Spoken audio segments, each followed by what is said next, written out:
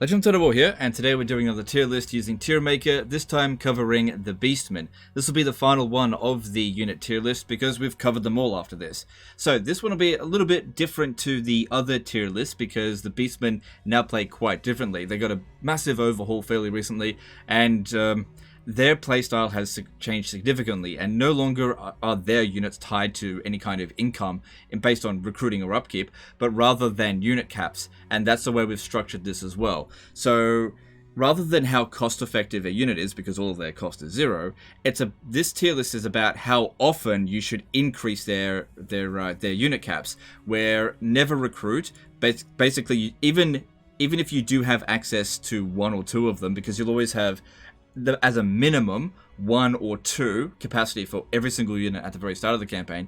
Even at that limit, never recruit this unit.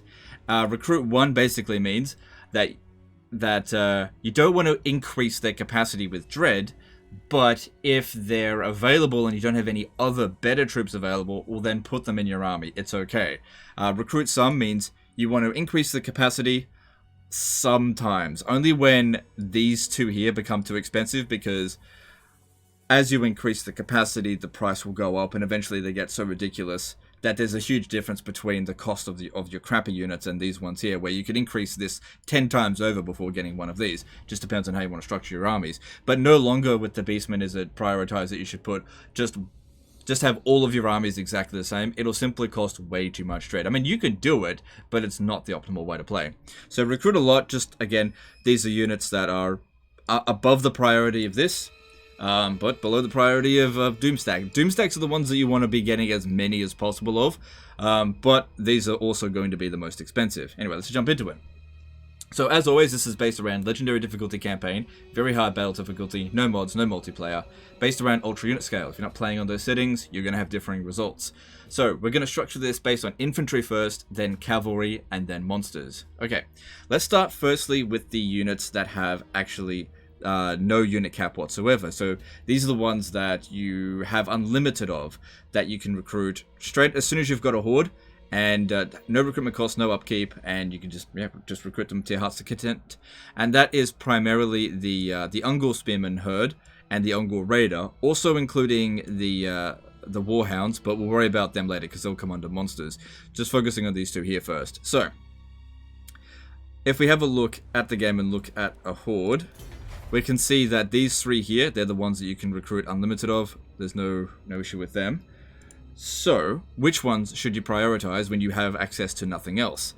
Now, in terms of the Ungor Spearman herd, it is a trashy melee infantry, which if you're playing on very hard battle difficulty, this unit here is going to be completely incapable in every single scenario of delivering its value.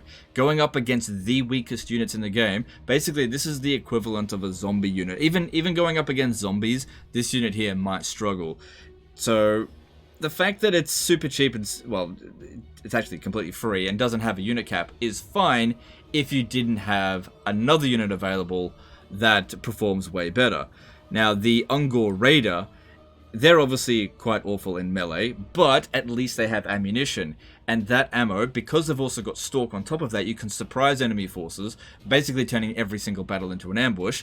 There's no reason, really, to go with any Ungor Spearman herd over a full army of Ungor Raiders. And you might think to yourself, oh, but you want these guys here to defend them. The problem is that they're bad at it. They're really bad at it. Like, if you had an army half of Ungor Spearman herd and half of these guys here, what would end up happening is these guys would end up holding the line about maybe 10 to 20% longer than these guys would if they were getting attacked. But at least these guys here, if they were attacked into melee, at least they've done some damage first by shooting them. So there's just no priority to get that in the first place. You know, defending the backline by a few extra seconds isn't worth losing the damage potential. So this one here is going under never recruit, despite the fact that it has unlimited capacity. And this one here, because it has unlimited capacity, and there's no way, it's very low chance that you're going to be able to keep up with your unit caps as opposed to the amount of armies that you will get, because you can get armies very quickly with Beastmen. And so keeping up with that is going to be very difficult, so you're going to have to field a lot of these unlimited capped units. And so you're going to want to recruit a lot of them. There's no way that they deserve the Doomstack status because they're not. This is the basic, this is the filler unit. This is the unit that you want to put in your army that'll be okay and be able to handle things somewhat until you increase the capacity for other things. Okay, then moving on to the Ungors. Ungor herds. We've got the Ungor with shields and the Ungor spears with shields. Now, these ones here have a unit cap. You start off with 2 capped for each of them at the start of the campaign, and increasing capacities for them, they're tied to the same thing. Super cheap to increase the cost of them. The only problem is that they are garbage. So, in terms of where I would place them, I wouldn't put them under Never Recruit because at least they have better stats than this one. These ones here will defend them about like 50% better. So I would put them under Recruit 1 or 2, but I wouldn't bother increasing the capacity. Even at such a cheap price, they're just not really worth it. They're going to let you down a lot. I would even say that going full Ungor Raider is still better than even hiring these ones, even though they've got capacity, just because they're only marginally better than this one here, which is why I put them up above it. Then after that, we've got the Gors. So the Gors, they're considered an upgrade of the Ungors, but again, they're capped, and you get 1 or 2 of them. I'm not entirely sure if you get 1 or 2. But the thing is, I very rarely recruit them because this, as far as the melee infantry is concerned, it still can barely handle taking on a tier 1 unit. Even if you've got a little bit of armor piercing and slightly better stats, these are truly terrible units. They're going under recruit 1. So prioritize them over these, but not... You don't want to increase your unit caps for them. It's just not worth it. You've got better things to increase your caps for. And then we've got the Bestigors. Now, the Bestigors are actually Bestigors. Recruit a lot of these. This is, if you're going to go with melee infantry, this is your go-to one. It's only tier 3, which doesn't take long to get to. As you increase the caps, you'll only get 1 every time you increase it, so it will get quite expensive. But this is a very high value unit, and I'll go through its stats to explain exactly why this unit is so good. They got a buff with the patch, right? So, they've got a lot of health. They've got a lot of entity for a heavy infantry unit. They've got a lot of speed. That's very good. You want heavy infantry to be fast. This is one of the big problems with Chosen, right? With the Warriors of Chaos. They're so slow that they can't catch units, right? Now, the Bestigor are fast enough to catch most archer units in the game, so you don't have to worry about them being skirmished too much, except by skirmish cavalry. So that negates that problem that they might have. They've got really good melee attack, really good melee defense, very strong weapon strength, right? But one of the great things about them as well is that they can be buffed using Wargors, right? Whereas the other one's not so much, right? With Forerunner, if you choose that ability, all the Bestigors will get the Encourage ability, so they'll be able to increase the stats even further to all units around them, which is really good, but also they'll have Vanguard deployment. Now, the biggest problem that melee infantry will deal with is artillery. Artillery destroys melee infantry. Now, if you have the ability to have your army just move up right in front of the enemy and just charge at them straight away, that's fewer volleys of Hellstorm rocket batteries, mortars, whatever that's going to hit you, and you want to be closing into melee as quickly as possible. Again, this is another reason why Chosen are so bad. They take so long to get to that front line, whereas Bestigors can get there in like a third of a time. And if you're playing as Kazrak, you can give them Stalk on top of that so that they can be completely hidden until the very last second. So while they're definitely not going to be your best units, these are actually very viable melee infantry, which the very hard battle difficulty doesn't affect them too terribly. Basically, unless you're going up against something like a Swordmaster of Hoeth or something really strong in melee, these guys here will be able to hold their own. And the great thing about them is if they don't, you just replace them as no big deal, unless your Horde gets destroyed. Which, that might happen every now and again. Still, like I said, not a Doomstack unit, but a good solid melee infantry unit. There's not that many of them in the game. Alright, so that's all the infantry now. Let's deal with their cavalry. Alright, so Centaurs. Let's get all of them. There's 3 different Centaurs. There's, alright, let's have a look at the unit cards for them over here. So we've got regular Centaurs, tier 2 unit, Centaurs with great weapons. So you're losing a little bit of stats and shields, and you get a bit of extra weapon strength and upgraded armor piercing. And then you've got the Centaur's throwing axes. These guys here have much faster speed than the other two.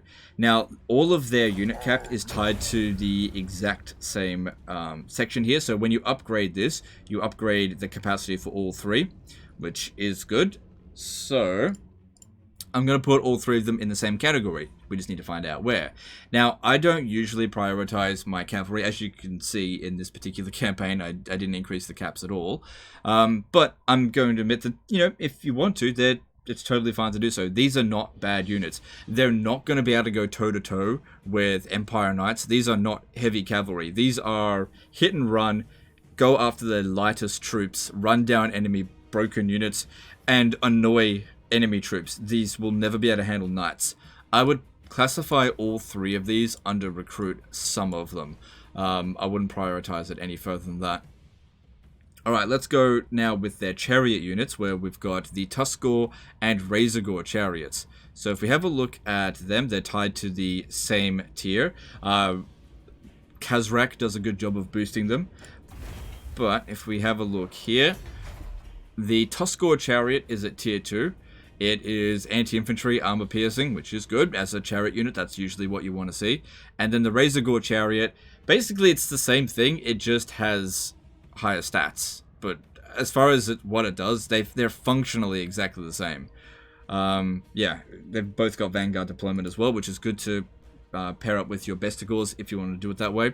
So if you want cavalry, these are the ones that you want to actually dish out damage. Just watch out because they are an anti-infantry cavalry unit. You'll have to focus on Minotaurs or something like that if you're looking for anti-large in your army, or even your Bestigors, just because of the armor piercing. So I would put these also under recruit some, not under recruit a lot. Oh, you know what? They're good. They're good. I would put them under recruit a lot. Increasing their capacity is relatively cheap. I think you can justify going for that. Yeah, increase the capacity for that to your heart's content. Because if any of them get killed, maybe just recruit them again for free. You never lose capacity of them, so it's fine. These ones here, I think, are a lot more valuable than the Centaurs. Alright, so other kinds of cavalry. I think that's all the cavalry. Now we move on to monsters.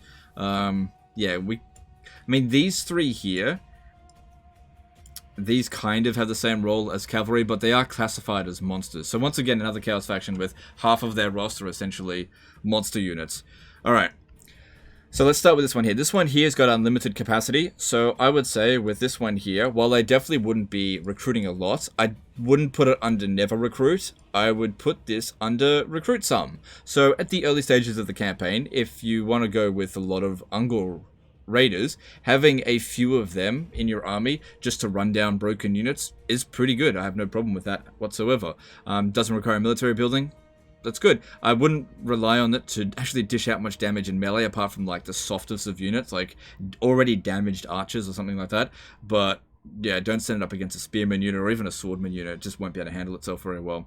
And then this one here, if we have a look at the capacity that one's increased from, right? They're also, the Chaos Warhounds with poison is lumped together with the Razorgore herd. So because they're in the same sort of category here, we should lump them in together.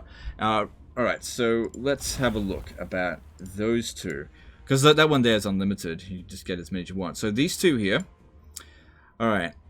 Now, functionally, this is the same as the regular Chaos Warhounds, right? It's just that this one here has poison, but it does have unit capacity. I did increase it a little bit in my campaign here, and I don't have a problem with Razorgores, right? So I think I'm going to put them at recruit 1, because I did increase the capacity of them in this campaign, but I think I regretted it because they basically just didn't really do much. This one here serves the same purpose as them. I would just like recruit 1 or 2 Razorgores. That's fine. I'd probably skip this. I'd probably skip this one entirely, just because, yeah, you might think, oh, but it's got poison. Yeah, but you don't really need it. It doesn't have any real combat potential.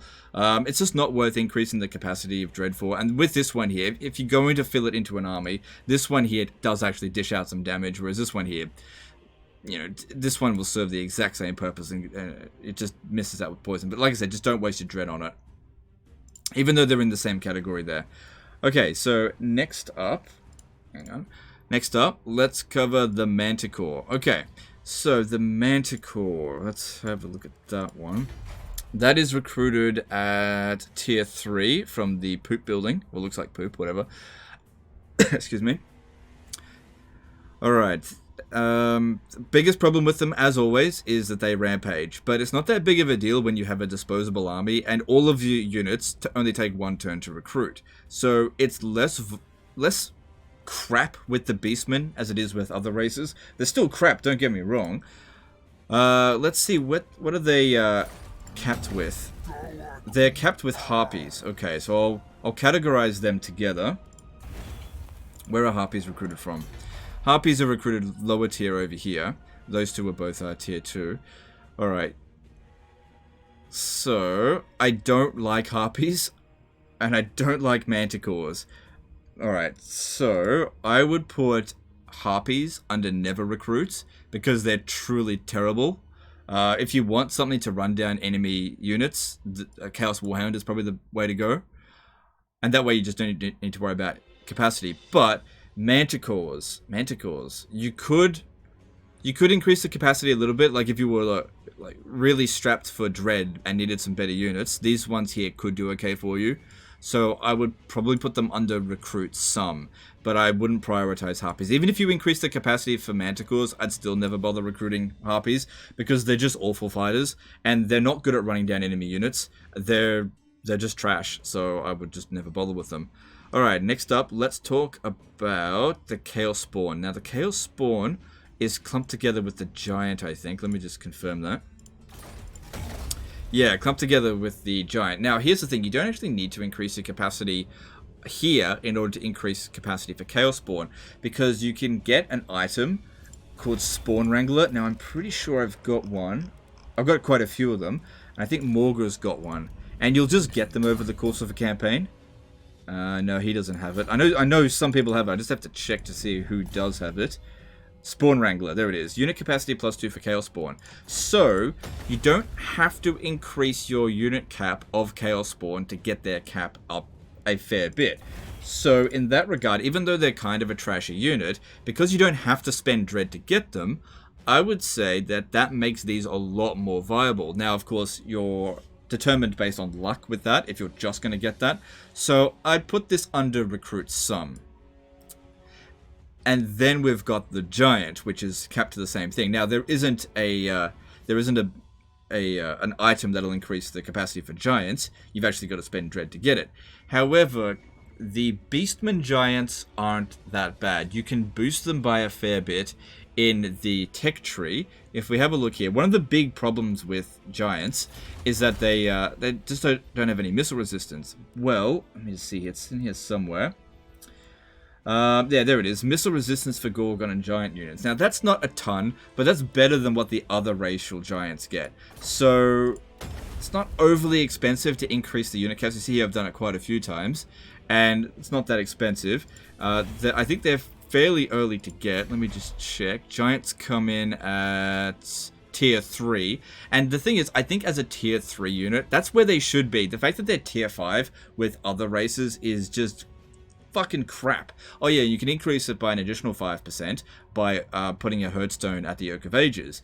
So these Giants here have an advantage over other races' Giants. Big time. So I think I would put this under actually recruit some. So that's... You can make Giants viable if, you give them some stuff. The problem with other races is that Giants just don't have anything to work with. They go up against units that are extremely good against them, and they just don't have any resistances to it. Whereas, at least, as the Beastmen, this is a disposable unit, because you can recruit this unit in one turn, and you can just recruit it from your horde. So if they get killed, I don't know, no big deal. It's disposable. That's I'm fine with disposable units, and doesn't cost you anything. So the cost effectiveness is actually there with them. But you had to make this unit completely free, give it missile resistance, make it only recruit in one turn for me to be like, yeah, you know what, I might try it once every now and again if everything else lets me down. But apart from that, it's not getting any higher than that.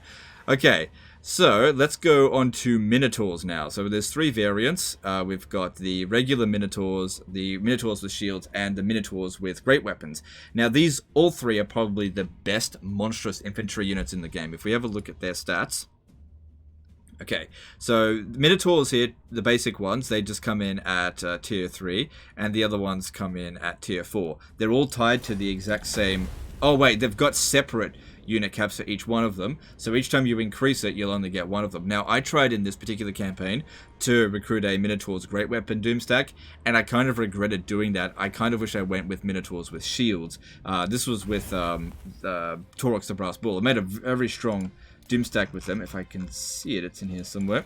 Yeah. You can make these really, really strong, but their melee defense left a little bit to be desired. And because I stripped away some of their armor with the Banner of Gorok, I actually think it would have been better. Because like 111 melee attack is kind of overkill. They're going to have 90% chance to hit anyway, which is the cap. So I think that I probably should have gone more with the Minotaurs with shields. But the fact that they've got 3 different... different upgrades to increase their cap each means that you'll have to spend quite a bit in order to get them, and you'll prioritize not to spam one type, but to upgrade them one at a time, essentially. Not just like all go into this, because you can see there's a big difference in cost between these two here. These 3. They all cost the same. It's just that if you only prioritize one, it goes up. All right, let's see. Where should I put them? I'm gonna put this under recruit a lot. All 3 of them. I think that the ones with shields are the best, but really, putting a mix of them in your army makes a lot of sense. They're very good. They shouldn't let you down. They're quite fast. For a melee, for a monstrous infantry unit, they've got excellent animations. They're able to have a lot of mass, so they punch into a unit and then they can actually get out. With Taurox, they can do a good job. Same thing with other Doom Bulls, so it's a pretty good unit. Now we'll talk about the Cygor. Now this used to be the Doomstack unit for the Beastmen, but I'm not sure if I'm going to put it in under Doomstack now. So let's have a look at it. The Cygor comes in at tier 5. It's always been a tier 5 unit. This is your one and only artillery piece, but as the Beastmen, you don't necessarily need artillery. You have other siege attackers, and they do sort of can benefit as well from... Oh, that's right. You don't need artillery because you get... where is it? Which one is it? It's not Vile Entropy.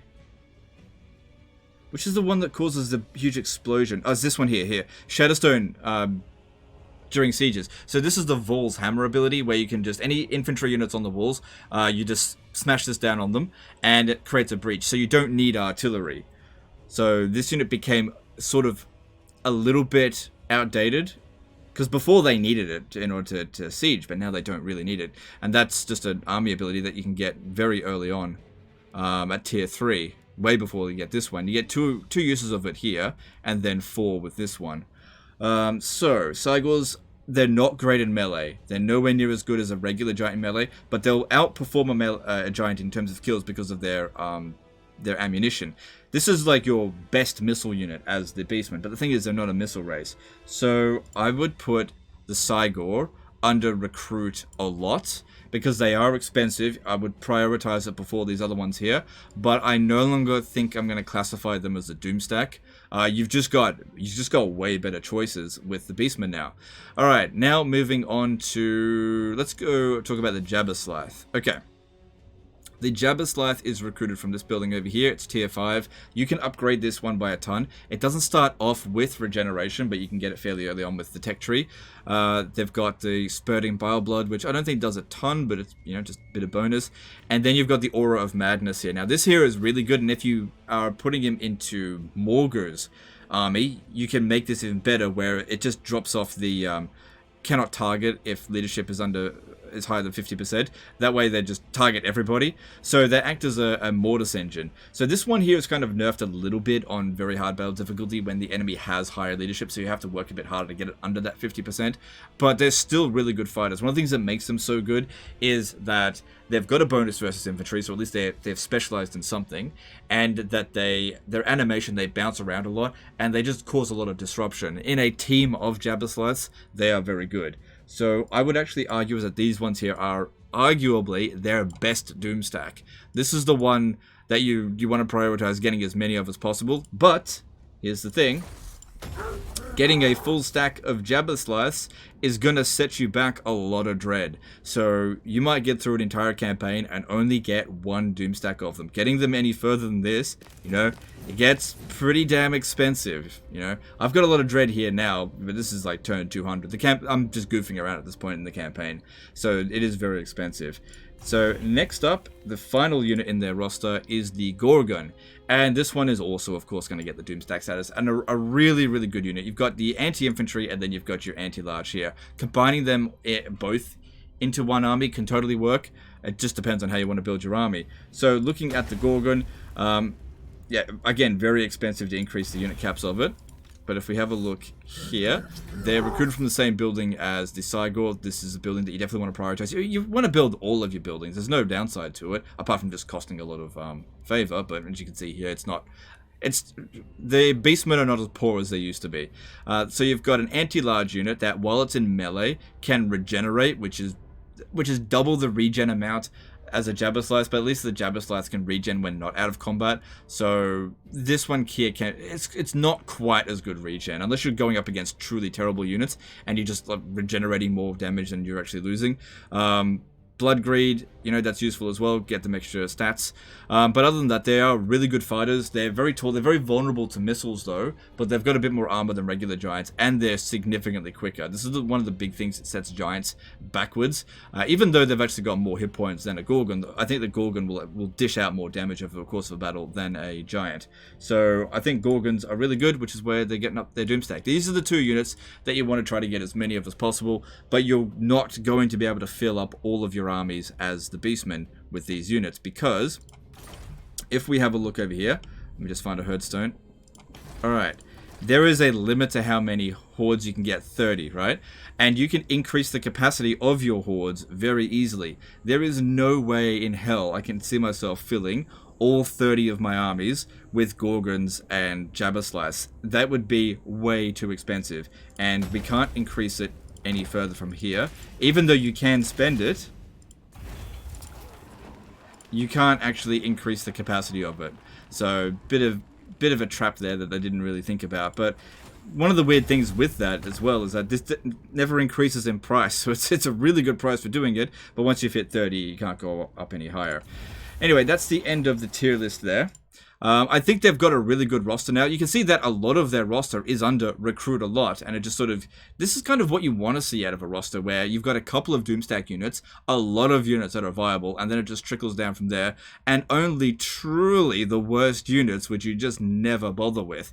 Like, that's not a large portion of their roster that's just ignored. Like, a good portion of them are viable. So I think they've got a really well-rounded roster now that you can work with, largely thanks to the way that their campaign mechanics work, where a lot of units would otherwise have been ignored. The Beastmen can make use of a lot of it. Anyway, that's the end of this one here, guys. I hope you've enjoyed it. Hope you've learnt something from these tier lists. There still will be more tier lists to come. There just won't be unit rosters, so we'll just have to figure that out as we go. Anyway, it's the end of this one. Appreciate you guys, and I'll see you next time, fuckers. Bye.